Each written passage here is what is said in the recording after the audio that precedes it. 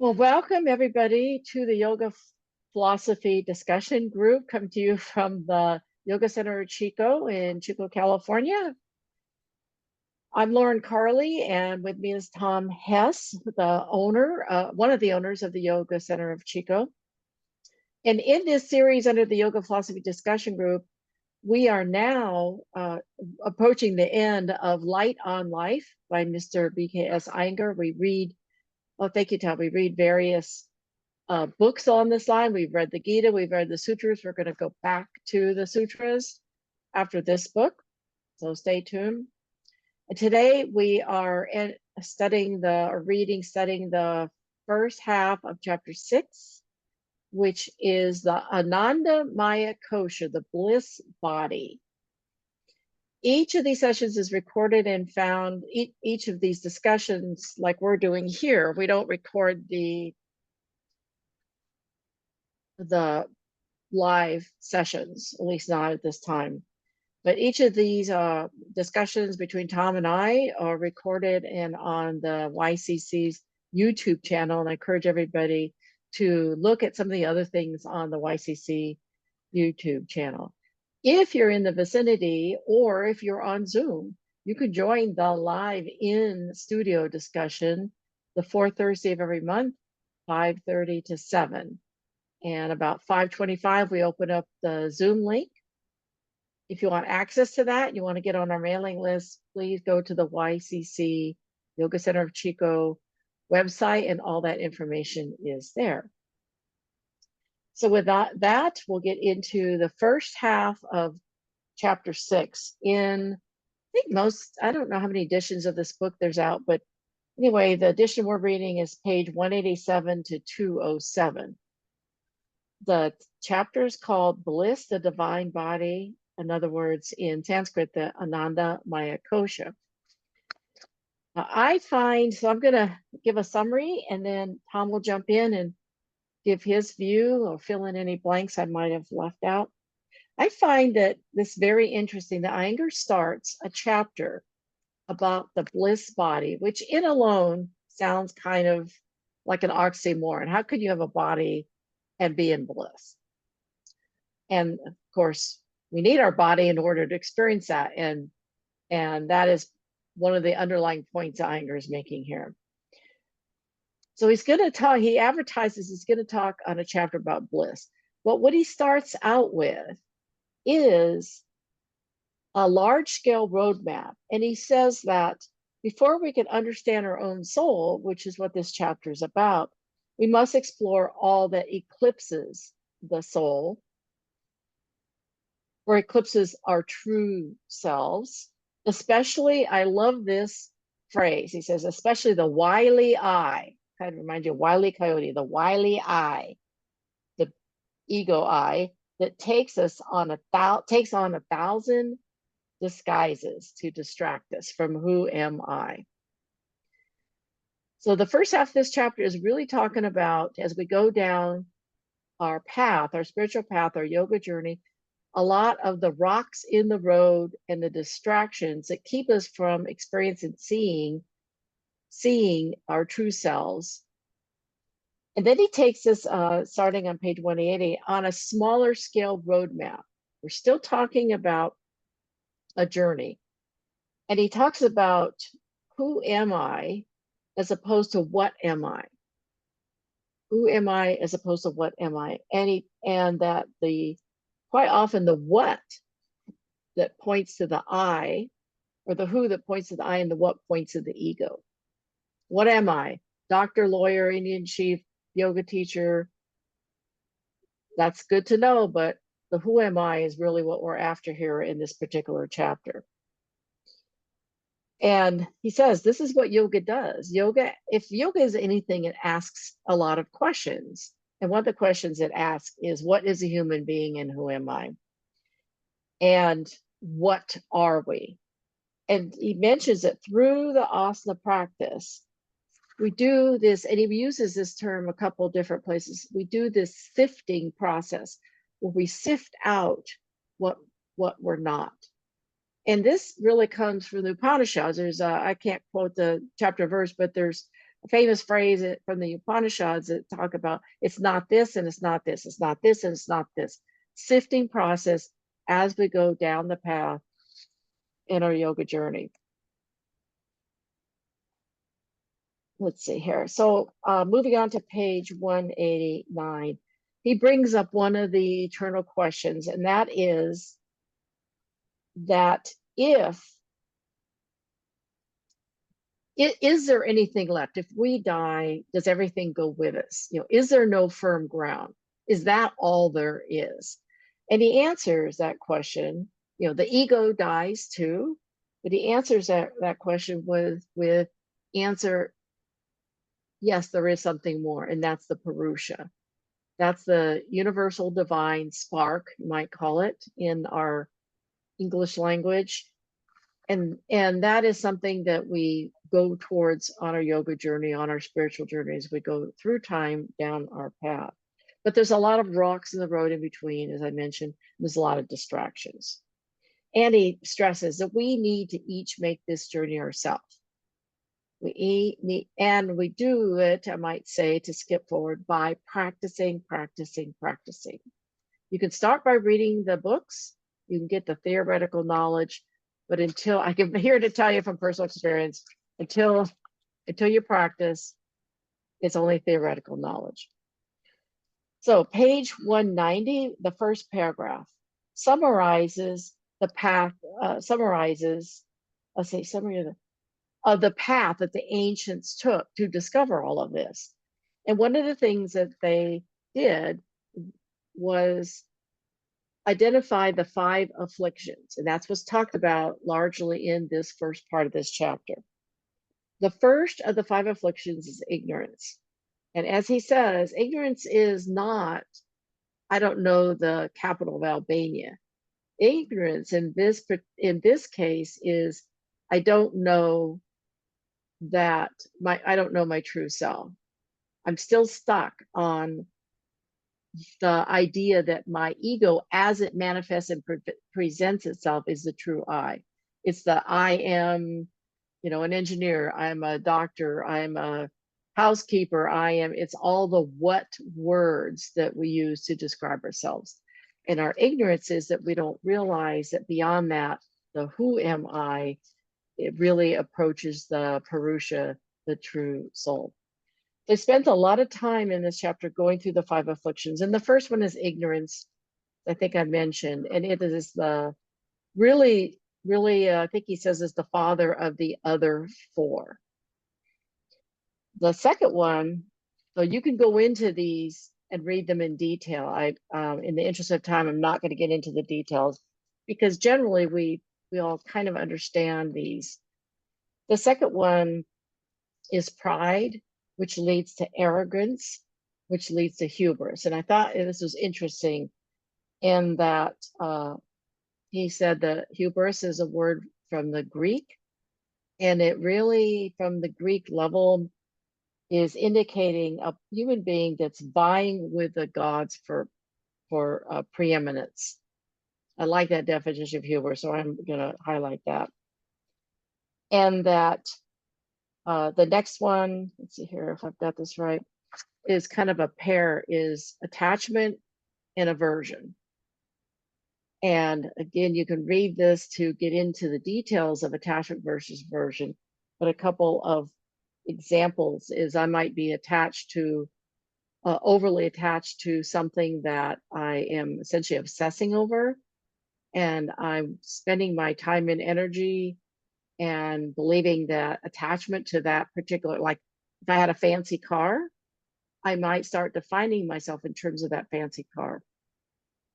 Everybody probably knows somebody that's like that. The other side of the coin, aversion, is you also might find yourself defining yourself as things that you stay away from, pain in your life, difficulties in your life that you try to stay away from. Like, I don't do this, or I don't eat that, or I don't go there. Things you stay away from. The ignorance is that you may start defining yourself by that. And then let's see, I think The last one is one of my all-time favorites, is that's basically fear of death and attachment. Attachment to life is saying it too mildly. It's the fear of death and it's the clinging to life is usually the term that's used here. Everybody can fear death until they reach the point on their journey when they realize that the ego and your body and your the other parts may die with you, but your soul goes on forever. And this is easy to say and hard to understand.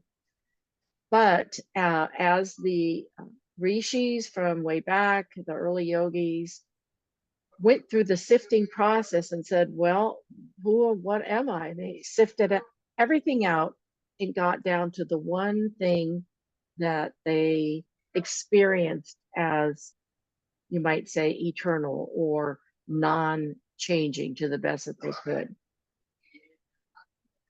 So a lot of this, again, in summary, a lot of this chapter is on the 5 rocks in the road, the 5 things that will distract you and get you in the way, get in the way of your progress.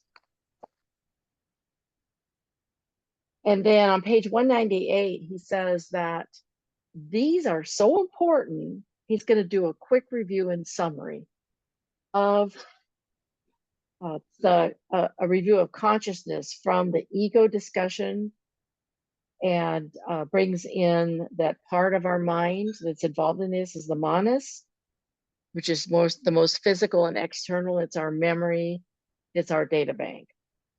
And then he also mentioned that in addition to the ego, he's just rounding it out in this kind of summary recap. We also have the intellect, the buddhi, it calls it a particle of a universal phenomenon. And so before he launches into the next section, after he talks about the recap of the kleshas, he gives us some hope. I labeled this as hope. He says, look for the light. If you're having a hard time seeing through the noise, as we call it, look for the light. It's a direction to go to. Consciousness transmits the divine light of origin. Just find the sun, discover the soul, look for the light. And then reiterates the meaning of hatha, Hatha, where hatha means sun, means moon, and how your soul is like the sun shining out and the moon is reflecting the light back. Okay, so then moving on down to page 201, the journey's end calls out to you. And he said this throughout the book. The journey's end calls out to you. It's a longing, it's a desire for end to duality.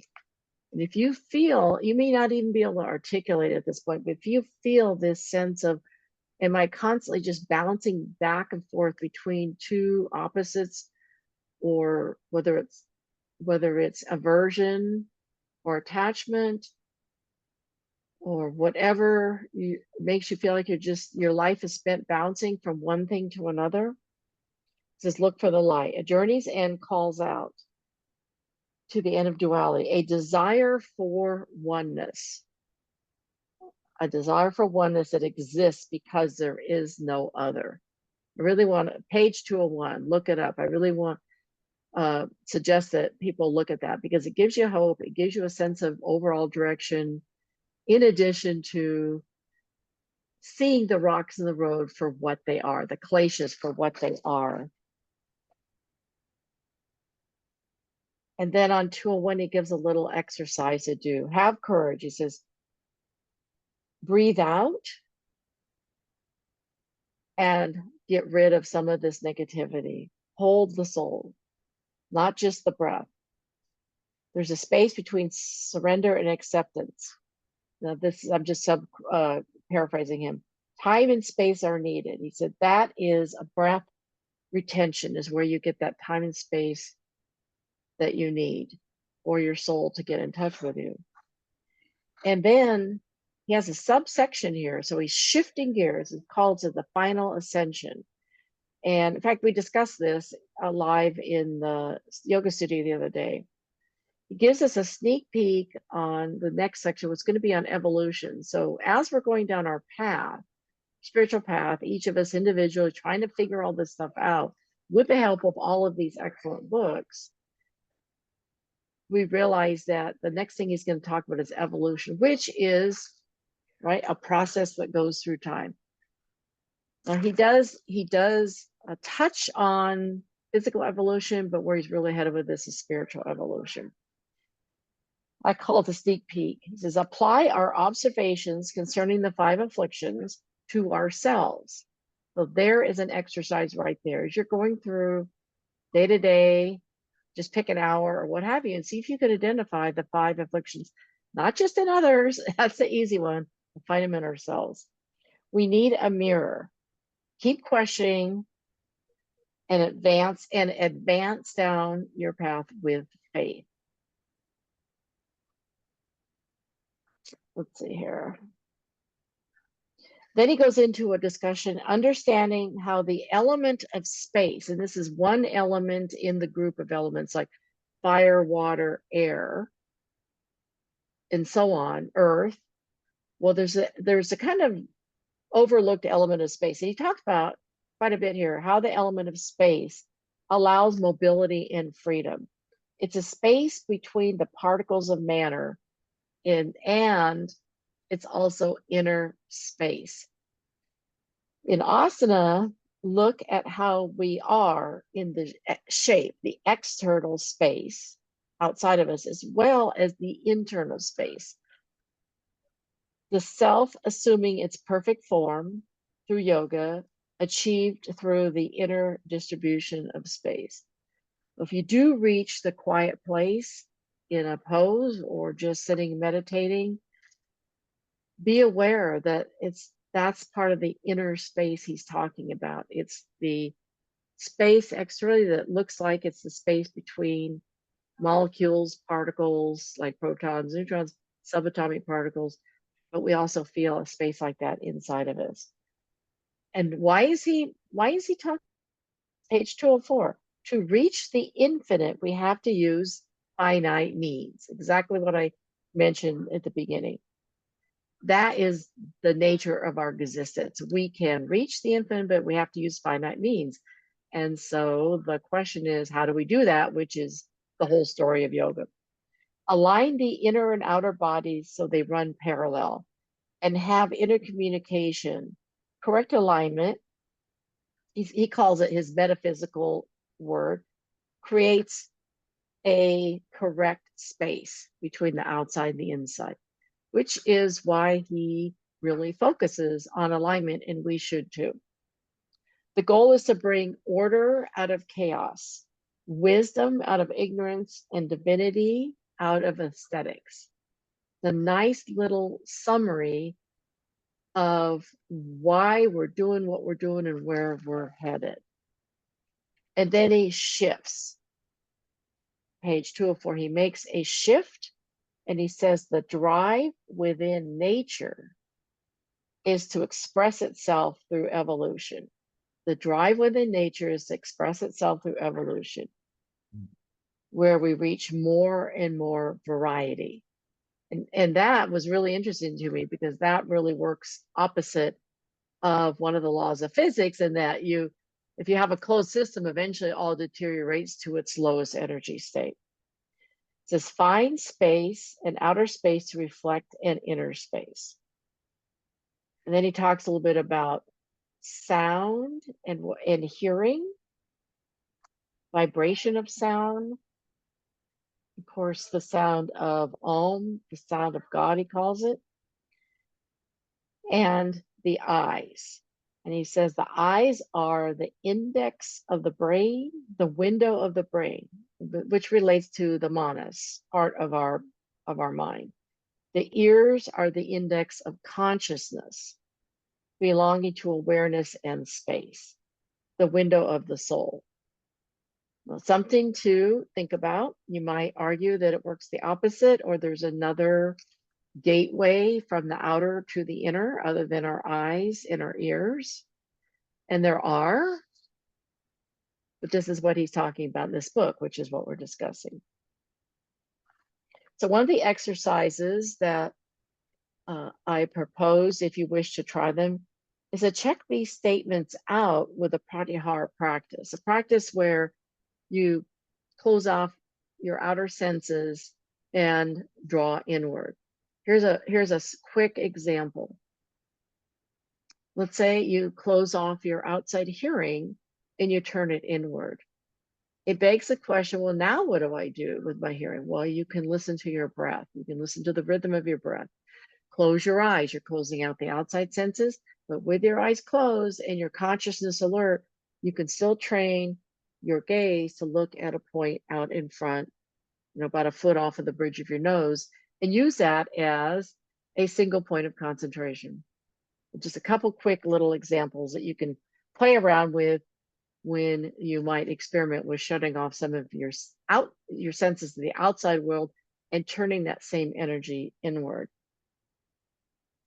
And then he goes on with another example using asana poses that involve a twist. We'll go into all the details, page 206 if you want the reference. And he closes with essentially a jumping off point into the second half, which we'll discuss next month. We are discovering evolution of ourselves through a journey of involution. Turning inward, we discover our evolution, our spiritual evolution is what I think he's talking about there. And he says, this is the section, what did it call it? The final ascension. The page 207, our ending page. Only when a yogi stands on the peak of nature, Prakriti, will he or she meet her or his soul, Purusha. Only when, I'll just simplify, only when we stand on the peak of nature will we meet our soul. To stand on it is to understand it, which is why he called this the peak, I think why he called this the peak ascension. So that's a quick summary of this first part of this chapter. I think Iyengar, from my perspective, wrote it very clearly. It's, I think, easy to follow, and don't get scared or sidetracked because it's called the Andamaya Kosha, or the bliss body. He's very down to earth and very practical, always, but particularly, I think, in this chapter. He has to be so that we can understand it. So with that, let me turn it over to Tom to probably fill in some of the blanks or correct any mistakes I made, or give his own point of view. No, I think you did a fine job, Lauren. It was well presented. I just want to highlight one thing. The biggest problem that we as normal human beings are going to we have to overcome in our spiritual journey is that first klesha, avidya. It's this idea that is so hard to change in our mind that we are not our physical self, we are not our mental self, that we are something more than that, a soul, as Lauren said, Atman, the Brahman within, this universal consciousness that lies underneath all of the facade of our individuality. So that to me is the big lesson. That to me is the big hurdle that we all are presented with as we are on this journey together. So that's the only thing I want to highlight. You touched everything else, Lauren. So I might add, thank you, Tom. I might add that if you do sign up, if you got this far on this video and you do sign up on the mailing list, one of the things you get from us is a list of suggested or proposed, take it or not, practices to actually get into practicing this stuff. These practices aren't something coming out of the blue. Most of these are buried in Iyengar's book. Our job is just to pull them out and make them practical for you. So if you're wondering how in the world do I practice this stuff, we also have a list of practices for the Gita. Sign up and we'll send you the list. All right, with that, Tom, I think we're done. We have a wrap here. Okay, I'll stop the recording. Thank you, everybody. Bye-bye.